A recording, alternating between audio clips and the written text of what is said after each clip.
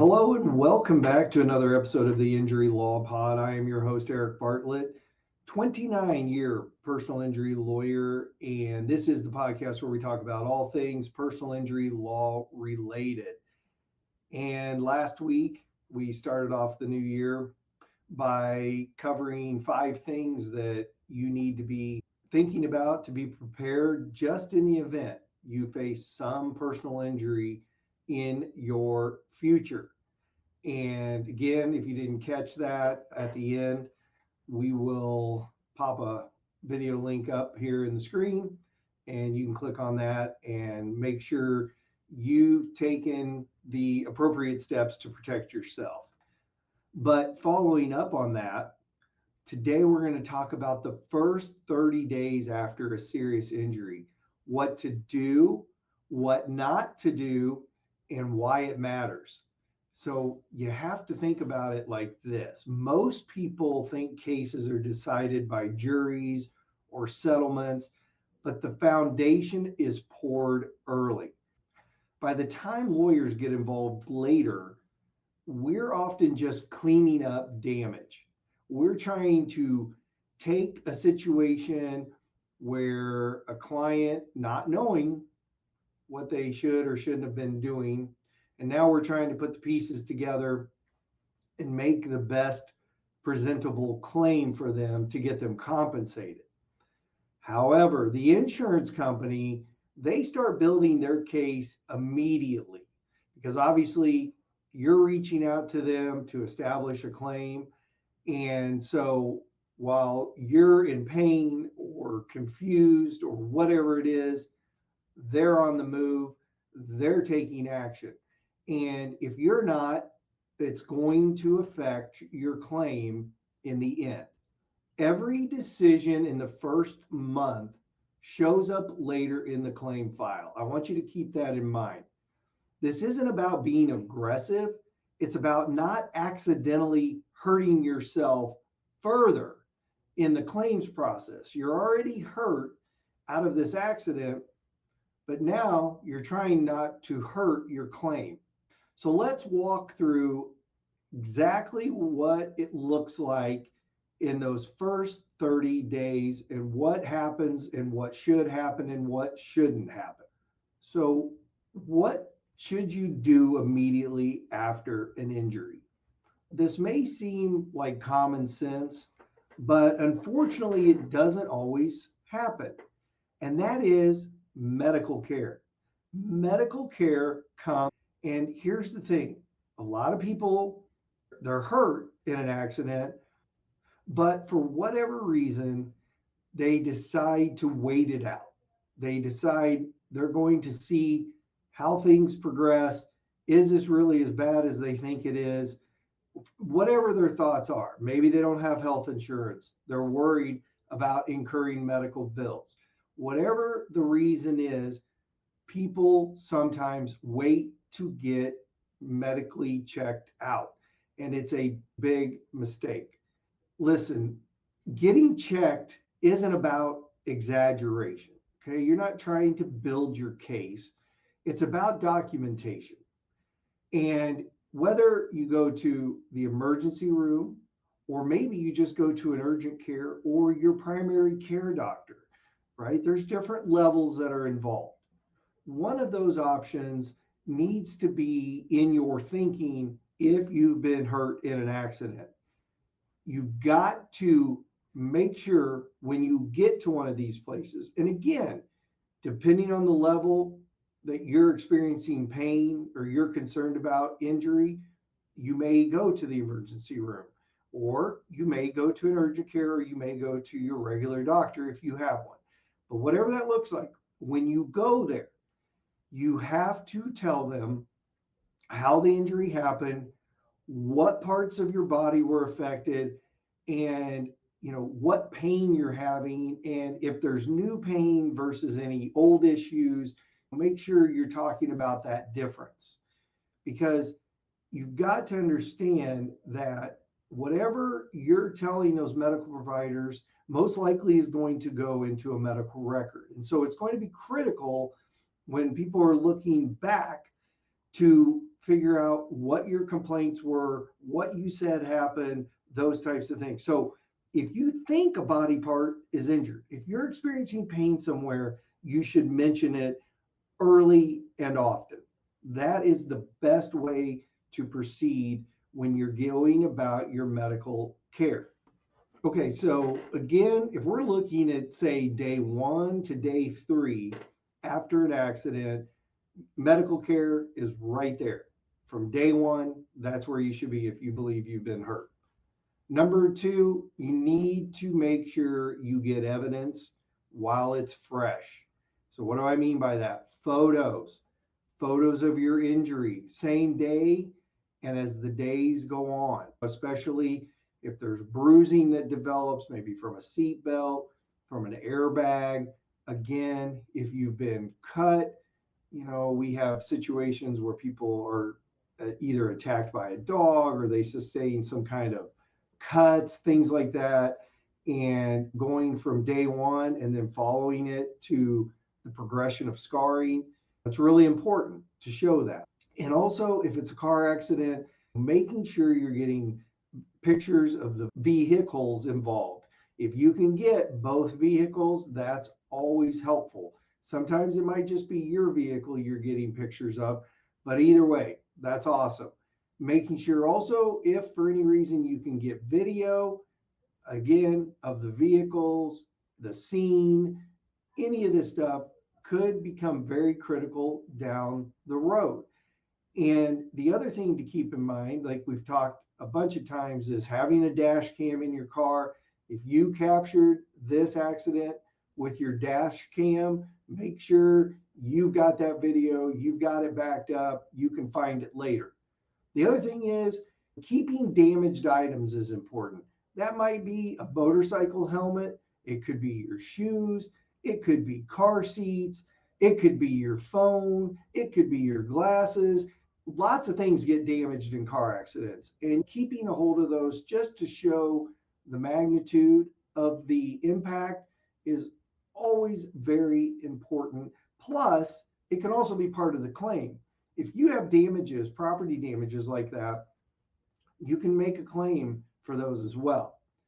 And then here's the other key point: write down the details, what you remember, before your memory fades. Because as time goes on, as things can get cloudy, you might not remember it like you did initially. And making some notes to yourself is not a bad idea. Okay.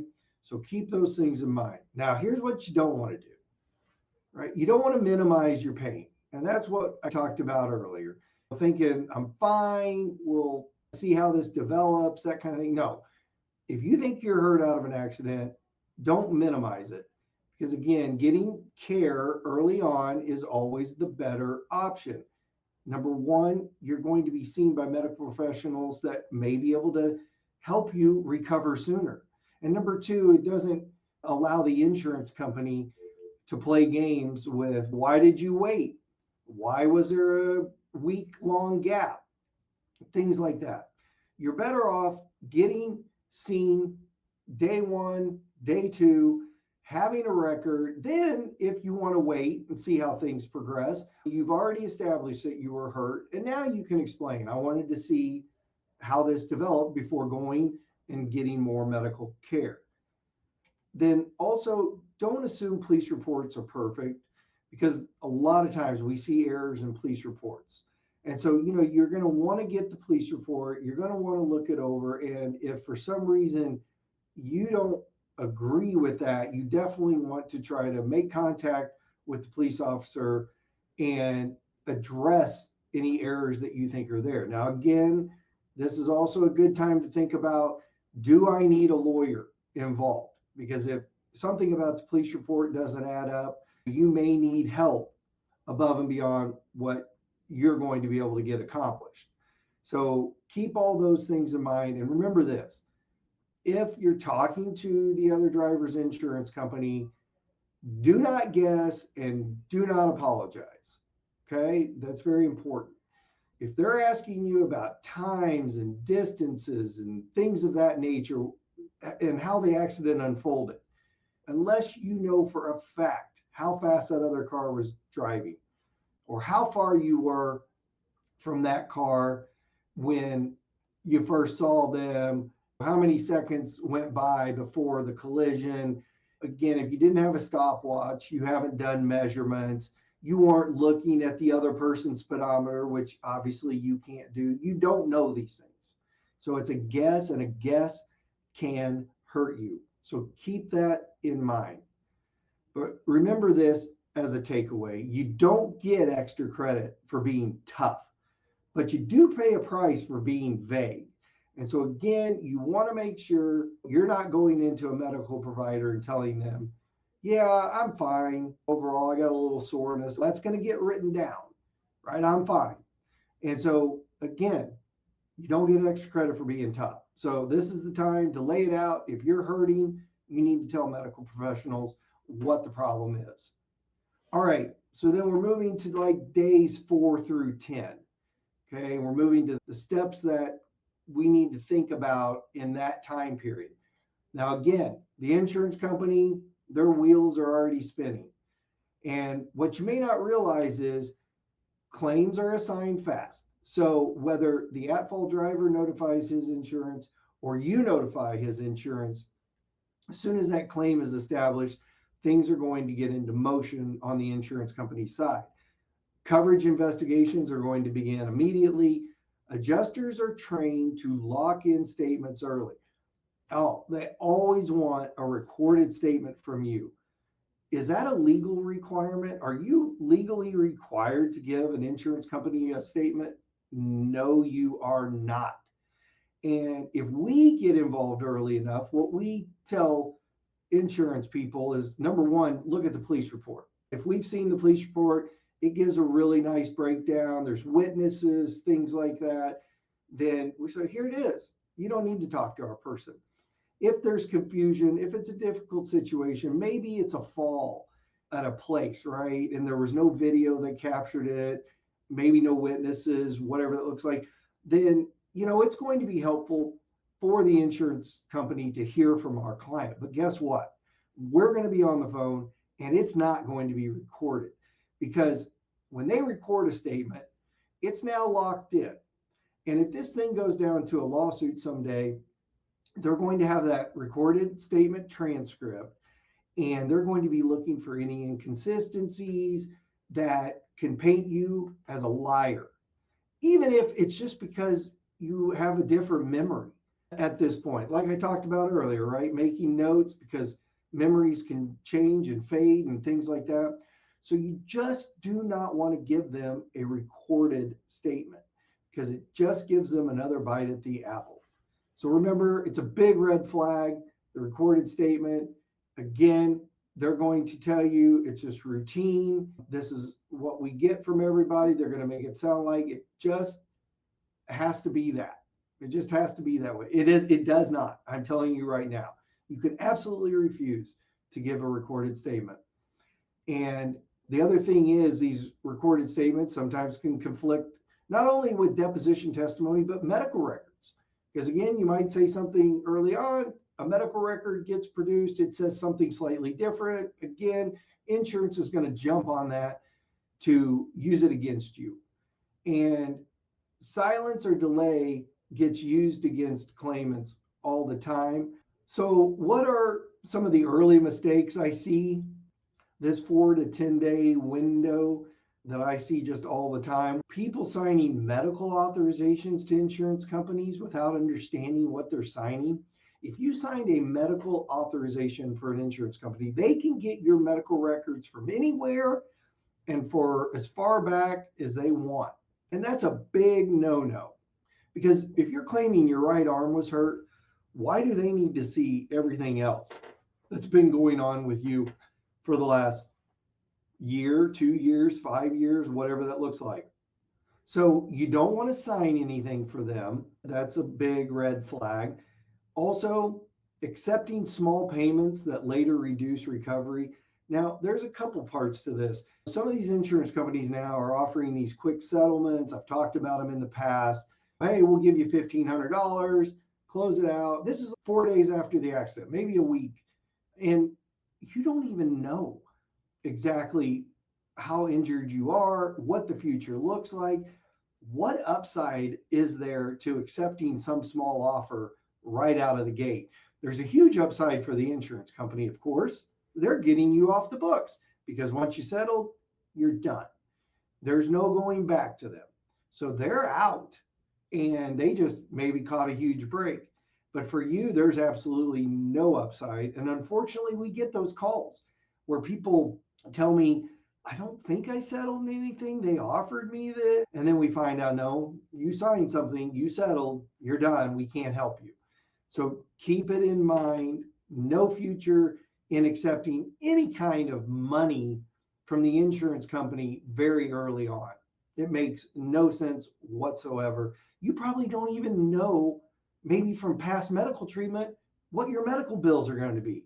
So, again, time is on your side. You have plenty of time to let this unfold. The other thing is, assuming the adjuster is a neutral party. So many times I hear people saying the adjuster is really nice, told me, hey, go get treatment where you want to, whatever, right? Everything seems great. And then when it comes time to settle, oh, Mr. Adjuster just turned not so nice because now they're pointing out all kinds of problems and they're wanting to make a lowball offer. And you were just led down that line of thinking that, hey, I'm on your side, we're going to take care of you, and then not so much. So keep it in mind, the insurance adjuster works for the insurance company. Who do you think their loyalty is with? The insurance company. So just remember, they are not on your team. They are the insurance company's player. And as I've said before, these insurance companies, they are for-profit businesses. They're there to make money, and they don't make money by paying fairly on claims. All right, moving along, days 11 through 20. We need to talk about medical treatment and consistency. So, why gaps kill good cases? Listen, if your doctor, whatever provider, is giving you a plan of treatment and you don't abide by that plan, guess what? That's not good. If you're missing appointments, if you're delaying follow ups, if you're switching providers without explanation, things like this, if you report that you're not taking the medication that they've told you should be taking, none of that is going to help you because you can look at it commonsensically, right? If you're hurting, you're in pain, you're trying to get better, then why aren't you doing what medical professionals are telling you to do to get better? So sometimes there's legitimate reasons. Maybe medicine they gave you is knocking you out. You can't go to work. It just makes you feel horrible. You're having a bad reaction, something like that. If they put you on a schedule of physical therapy, you need to be making those physical therapy appointments. And if they say, I want to see you back in 2 weeks, you better be back in 2 weeks. And again, if you have a serious injury, you need to be tending to it properly and not allowing gaps in treatment, non-compliance with treatment protocols that have been given to you. Those are great arguments for insurance companies to say, it wasn't that bad, you didn't care that much, and now you just want money out of this. So keep that in mind. But the other thing to also think about is how medical records are really read. So in medical records, there's usually pain scales, right? Providers are going to ask you to rate your pain. It's usually on a scale of 1 to 10, 10 being the worst, 1 being not much. And that's always important. That's always something insurance adjusters bring up. The other thing is complaints. So your complaints need to stay consistent because if they change, look different, again, there's something that just doesn't match up. Insurance companies are going to use that against you.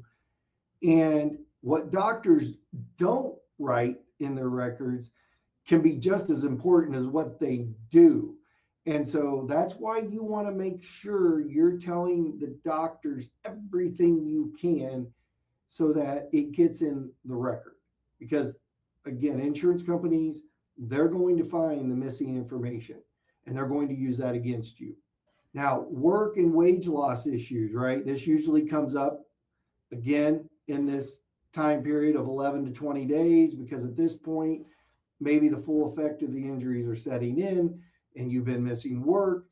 And you got to keep these things in mind. Undocumented time off doesn't count, right? You need to make sure that number one, if you're in a situation that your injuries are preventing you from working, you need to ask your medical doctor for some type of a written restriction, right? Saying this person shouldn't be working because of this or that.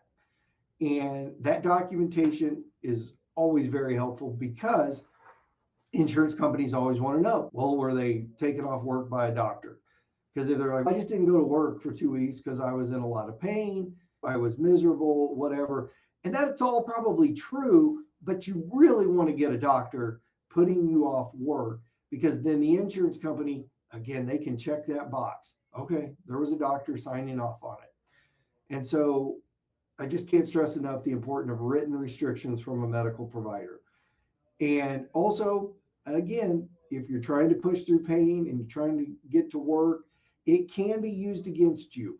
And I fully understand if you don't have paid time off or sick pay or whatever at your job, and this is going to create a huge problem in your financial life.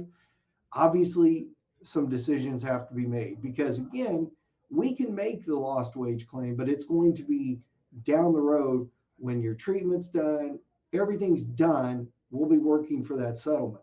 But insurance companies, like auto insurance companies, they don't pay bill by bill on medical and they don't pay lost wages every week. This is different than work comp. So everything comes in a global lump sum settlement somewhere at the end. So again, decisions have to be made. Hopefully you have sick time, paid time off that you can utilize to try to help you recover. Because I know that can be a huge financial burden and just another added layer of the pain and suffering that you're going through because of this accident. But insurance companies don't argue that you weren't hurt. They argue the records don't support it. So keep that in mind, right? They won't ever tell me, hey, I don't think your client was hurt. They'll just say, from what I'm seeing, their pain was a 2 out of 10. They missed a few physical therapy appointments. They didn't miss any time from work. So we don't really value it that high. So keep that in mind. All right, days 21 through 30. Now we're getting a couple, 3 weeks past the accident. What are some things to think about? Surveillance, social media, and fatigue. Surveillance is real. What do I mean by that? Insurance companies hiring an investigator to try to catch you on video doing stuff that you've been telling them you can't do. And a lot of times that begins once treatment stabilizes.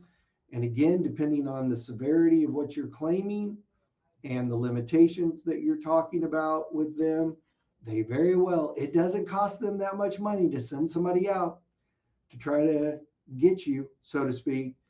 And again, what do you come? And again, what do we see? We might get some short clip of they did 5 hours of surveillance and we've got a 5 minute clip where you're doing this or that, and they're wanting to use that. Meanwhile, they have all this other video footage that, again, they don't have any obligation outside of a lawsuit to produce to us, but they're going to surely produce the video that helps them. So just keep it in mind.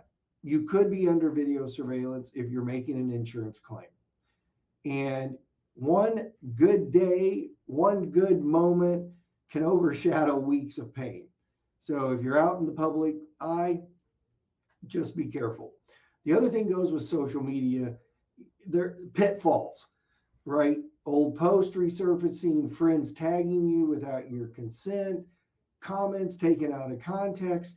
If you're in an accident, you better make sure your social media is buttoned down, that nobody outside, whoever you want to see, sees it.